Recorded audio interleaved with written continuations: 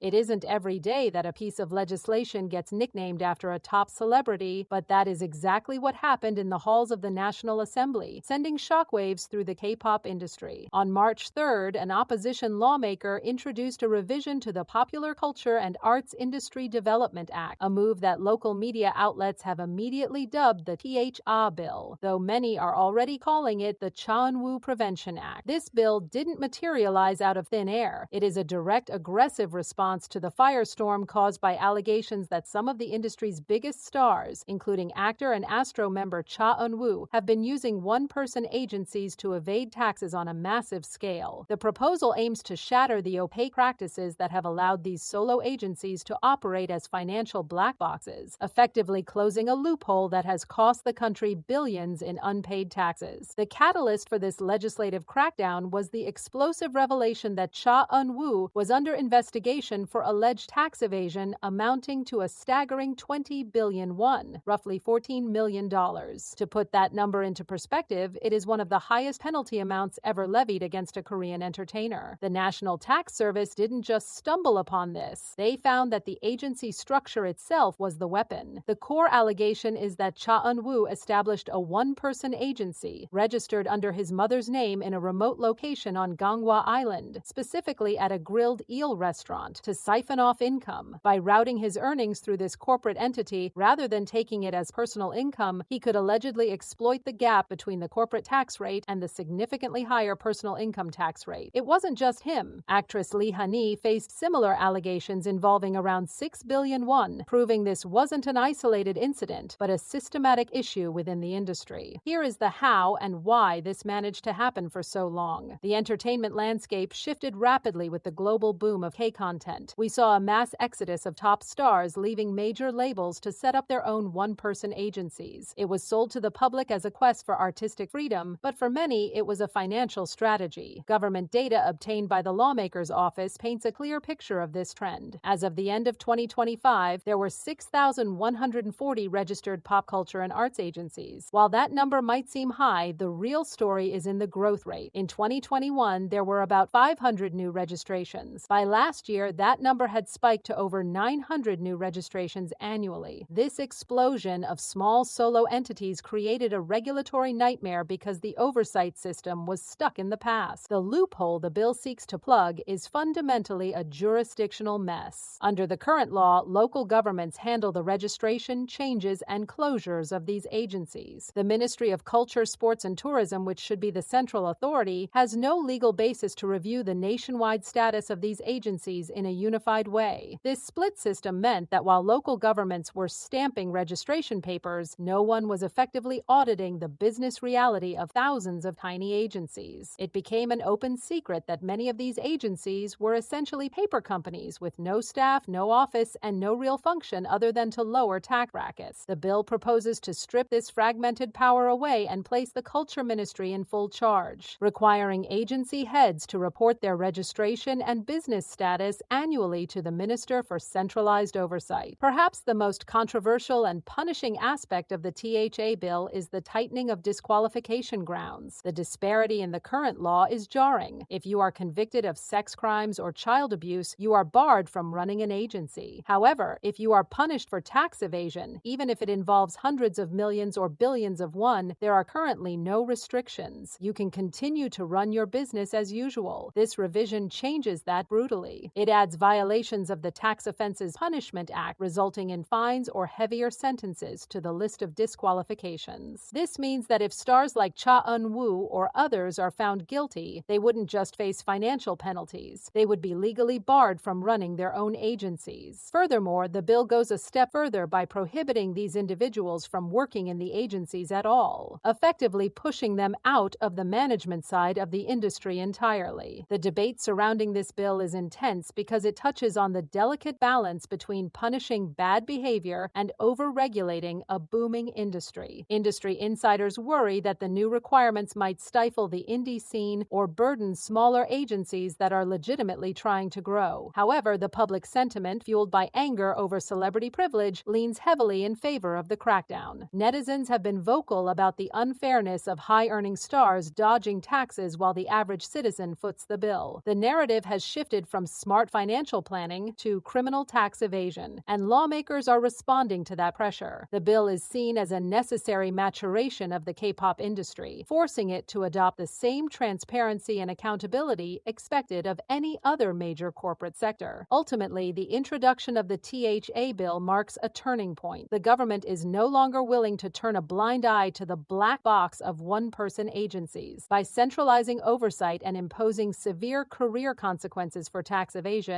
they are signaling that the era of the shell company is over. For celebrities, the message is stark. The freedom of running your own agency comes with the heavy responsibility of transparency, and the cost of evasion is no longer just money, it's your right to do business. As this bill moves through the legislative process, the entire industry will be watching, knowing that the rules of the game have fundamentally changed.